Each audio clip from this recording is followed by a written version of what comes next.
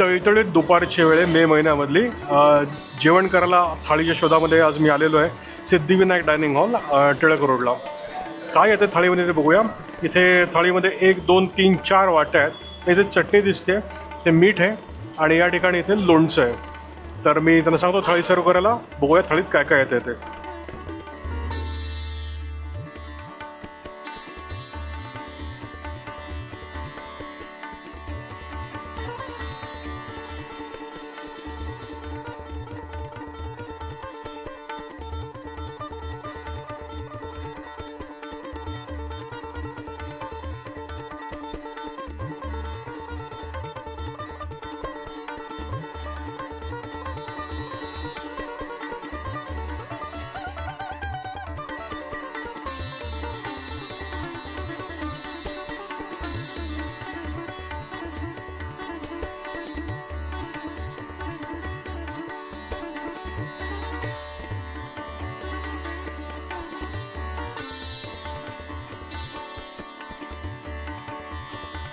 चला तर थाळी आलेली आहे. काय काय थाळीमध्ये ते मी बघतो, अरेंज करतो थाळी.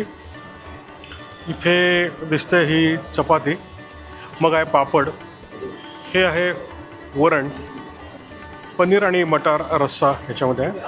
माझी आवडती भाजी किंग भाजी, दॅट इज आळूची भाजी इथे आहे. पुढे दहीवडा याच्यामध्ये आहे. इथे कोशिंबीर आहे काकडीची मस्तपैकी, भजी आहेत, वांग्याची भाजी आहे. सो टोटल पदार्थ मस्त मी किती येते 1 2 3 4 5 6 7 8 9 आणि भात वगैरे नंतर असेलच. एक 10-12 पदार्थ इथे थाळीमध्ये आहेत. बघून प्रथमदर्शनी थाळी फार छान वाटते आणि आवडणारे खायला. ऑफकोर्स सुगंध येतो आहे इथे ऑलरेडी. तर चला मी सुरुवात करतो. आपल्या प्रथेप्रमाणे मी एक एक पदार्थ टेस्ट करतो, पण त्याच्या आधी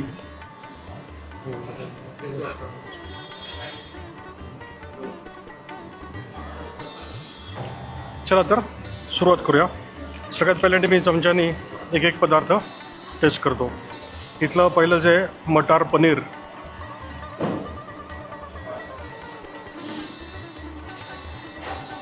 टिपिकल मटार पनीरचा जो मसाला आहे, पॉवरफुल मसाला आहे, छान आहे. थोडं तेल जास्ती आहे, खायला खूप छान वाटतं, त्यामुळे आवडलेलं आहे. हां, पुढे हे जे वरण आहे, कोकणामध्ये जी टिपिकल चव असते वरणाला, त्याचे मसाले वापरतात कोकणातले, त्या टाईपचा या आमटीला, वरण नाही आहे, आमटीला हे वापरलेलं आहे मसाला. माझी आवडती भाजी हळू,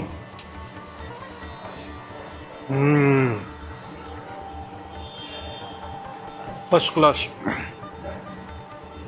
एकदम छान. आंबट चुका वापरलेला आहे, किंचीची पण टेस्ट लागते त्याच्यामध्ये, शेंगदाणे पण आहेत. पण मला जो पदार्थ हवा आहे याच्यामध्ये तो बहुतेक नाही आहे. मुळा जो असतो, मुळाचे काप, ते आता तरी अजून आले नाहीत, मे बी पुढच्या सर्विंगला येतील ते. नेक्स्ट मी टेस्ट करतो दहीवड्याचं दही. पाहिजे तेवढं आंबट, पाहिजे तेवढंच गोड, आणि त्याच्यामध्ये जे आल्याचे जे बारीक बारीक काप टाकले आहेत, अगदी बारीक श्रेड्स, आणि त्याची चव अतिशय एनहान्स होते. ह्याच्यावर चिंचगुळाची चटणी टाकलेली नाही, त्यामुळे चाट टाईपचा हा दहीवडा नाही, हा थाळीमधला दहीवडा आहे. सो ग्रेट, आवडलेला तो सुद्धा. बाकी वांग्याची भाजी आहे, कोकणातल्या पद्धतीमध्ये जशी बनवतात तशीच ही वांग्याची भाजी आहे. जेन्युन ऑथेंटिक असं जे जेवण म्हणता येईल असं हे जेवण आहे. महाराष्ट्रीयन आणि किंचित कोकणाच्या स्टाईलमध्ये आहे. चला मी खायला सुरुवात करतो आणि चपातीबद्दल आणि बाकी गोष्टींबद्दल माझं मत सांगतो. ते भजी आहे, 2 हातांनी तोडून दाखवणार नाही आहे, डायरेक्ट खातो. भजी छान आहे, व्यवस्थित आहे. त्याच्यामध्ये सोडा जवळपास नाही आहे, म्हणजे अगदी किंचित टाकावं लागतो जेवढा टाकलेला आहे. त्रास होईल असं काही नाही आहे. आणि कांदा वगैरे प्रॉपर जमलेला आहे, कुरकुरीत आहे, कडक नाही आहे. भजीनंतर आता शेवटच्या पदार्थाला टेस्ट करायचा तो म्हणजे काकडीची कोशिंबीर. टिपिकल पुण्यामध्ये घरी जसे करतात त्या टाईपची ही कोशिंबीर आहे. शेणाचा कूट नाही आहे त्याच्यामध्ये, दही आणि कोथिंबीर वगैरे प्रॉपर टाकलेले आहे. छान चव आणलेली आहे त्याला, आवडलेली आहे सुद्धा. तर थाळी खायला सुरुवात करतो आता मी, आणि मध्ये मध्ये काही वाटलं तर रिवर्ट करतो.